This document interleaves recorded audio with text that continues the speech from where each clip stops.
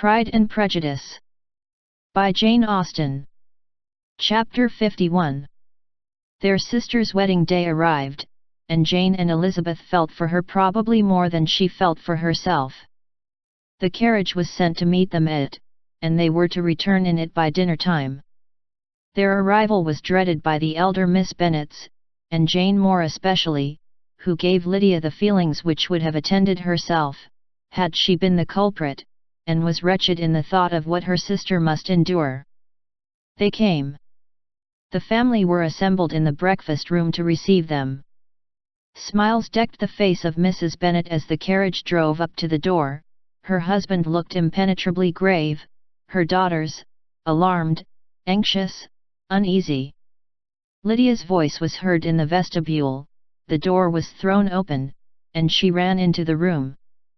Her mother stepped forwards, embraced her, and welcomed her with rapture, gave her hand, with an affectionate smile, to Wickham, who followed his lady, and wished them both joy with an alacrity which shewed no doubt of their happiness. Their reception from Mr. Bennet, to whom they then turned, was not quite so cordial. His countenance rather gained in austerity, and he scarcely opened his lips. The easy assurance of the young couple, indeed, was enough to provoke him. Elizabeth was disgusted, and even Miss Bennet was shocked. Lydia was Lydia still, untamed, unabashed, wild, noisy, and fearless.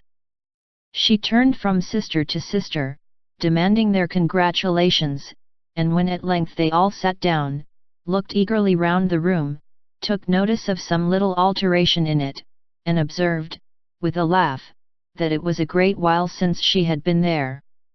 Wickham was not at all more distressed than herself, but his manners were always so pleasing, that had his character and his marriage been exactly what they ought, his smiles and his easy address, while he claimed their relationship, would have delighted them all. Elizabeth had not before believed him quite equal to such assurance, but she sat down, resolving within herself to draw no limits in future to the impudence of an impudent man. She blushed, and Jane blushed, but the cheeks of the two who caused their confusion suffered no variation of colour. There was no want of discourse. The bride and her mother could neither of them talk fast enough, and Wickham, who happened to sit near Elizabeth, began inquiring after his acquaintance in that neighbourhood, with a good-humoured ease which she felt very unable to equal in her replies. They seemed each of them to have the happiest memories in the world. Nothing of the past was recollected with pain, and Lydia led voluntarily to subjects which her sisters would not have alluded to for the world. "Only think of its being 3 months, she cried, "since I went away. It seems but a fortnight, I declare, and yet there have been things enough happened in the time. Good gracious! When I went away, I am sure I had no more idea of being married till I came back again. Though I thought it would be very good fun if I was." Her father lifted up his eyes. Jane was distressed. Elizabeth looked expressively at Lydia, but she, who never heard nor saw anything of which she chose to be insensible, gaily continued, "Oh, Mamma, do the people hereabouts know I am married today? I was afraid they might not, and we overtook William Golding in his cackle, so I was determined he should know it, and so I let down the side glass next to him, and took off my glove, and let my hand just rest upon the window frame, so that he might see the ring, and then I bowed and smiled like anything." Elizabeth could bear it no longer. She got up, and ran out of the room, and returned no more, till she heard them passing through the hall to the dining parlour. She then joined them soon enough to see Lydia, with anxious parade, walk up to her mother's right hand, and hear her say to her eldest sister, "Ah, Jane, I take your place now, and you must go lower, because I am a married woman." It was not to be supposed that time would give Lydia that embarrassment from which she had been so wholly free at first. Her ease and good spirits increased. She longed to see Mrs. Phillips, the Lucases, and all their other neighbours, and to hear herself called Mrs. Wickham by each of them, and in the meantime, she went after dinner to show her ring, and boast of being married, to Mrs. Hill and the 2 housemaids. "Well, Mamma," said she, when they were all returned to the breakfast room, "and what do you think of my husband? Is not he a charming man? I am sure my sisters must all envy me. I only hope they may have half my good luck. They must all go to Brighton. That is the place to get husbands. What a pity it is, Mamma, we did not all go." "Very true, and if I had my will, we should. But my dear Lydia, I don't at all like your going such a way off." "Must it be so?" "Oh, Lord, yes, there is nothing in that. I shall like it of all things. You and Papa, and my sisters, must come down and see us. We shall be at Newcastle all the winter, and I dare say there will be some balls, and I will take care to get good partners for them all." "I should like it beyond anything," said her mother. "And then when you go away, you may leave 1 or 2 of my sisters behind you, and I dare say I shall get husbands for them before the winter is over." "I thank you for my share of the favour," said Elizabeth, "but I do not particularly like your way of getting husbands." Their visitors were not to remain above 10 days with them. Mr. Wickham had received his commission before he left London, and he was to join his regiment at the end of a fortnight. No one but Mrs. Bennet regretted that their stay would be so short, and she made the most of the time by visiting about with her daughter, and having very frequent parties at home. These parties were acceptable to all. To avoid a family circle was even more desirable to such as did think, than such as did not. Wickham's affection for Lydia was just what Elizabeth had expected to find it, not equal to Lydia's for him.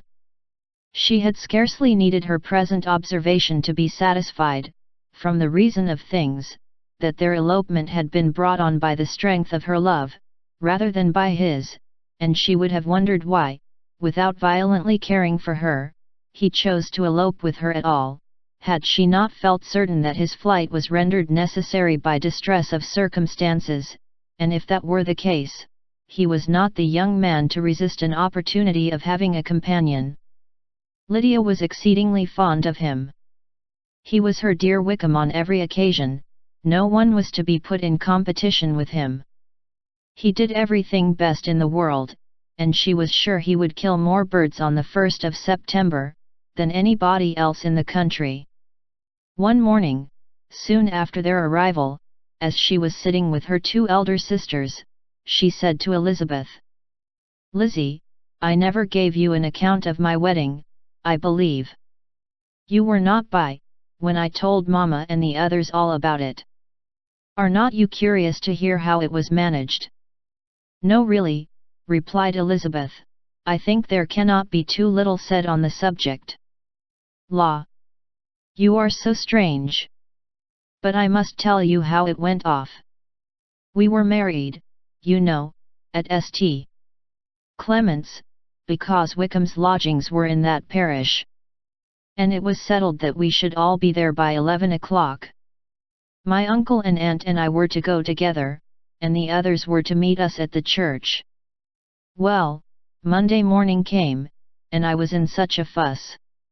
I was so afraid, you know, that something would happen to put it off, and then I should have gone quite distracted.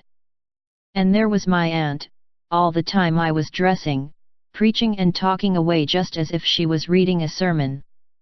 However, I did not hear above 1 word in 10, for I was thinking, you may suppose, of my dear Wickham.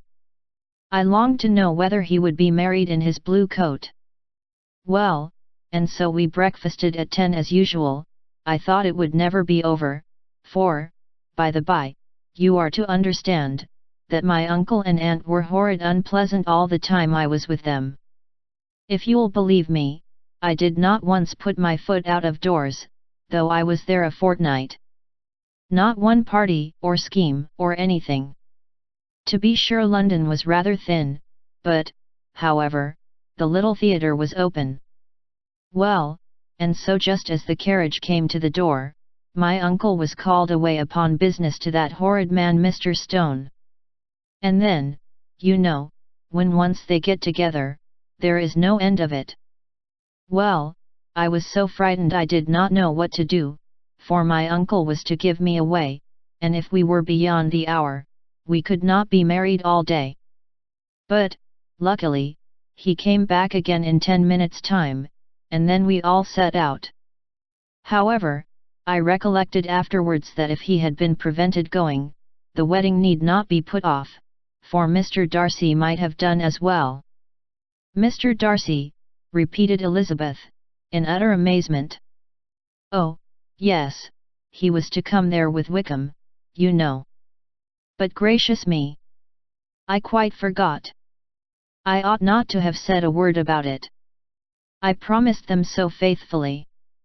What will Wickham say? It was to be such a secret. If it was to be secret, said Jane, say not another word on the subject.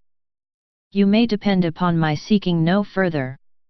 Oh, certainly, said Elizabeth, though burning with curiosity, we will ask you no questions.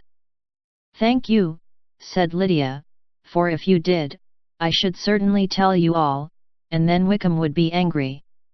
On such encouragement to ask, Elizabeth was forced to put it out of her power, by running away. But to live in ignorance on such a point was impossible, or at least it was impossible not to try for information. Mr. Darcy had been at her sister's wedding. It was exactly a scene, and exactly among people, where he had apparently least to do, and least temptation to go. Conjectures as to the meaning of it, rapid and wild, hurried into her brain, but she was satisfied with none.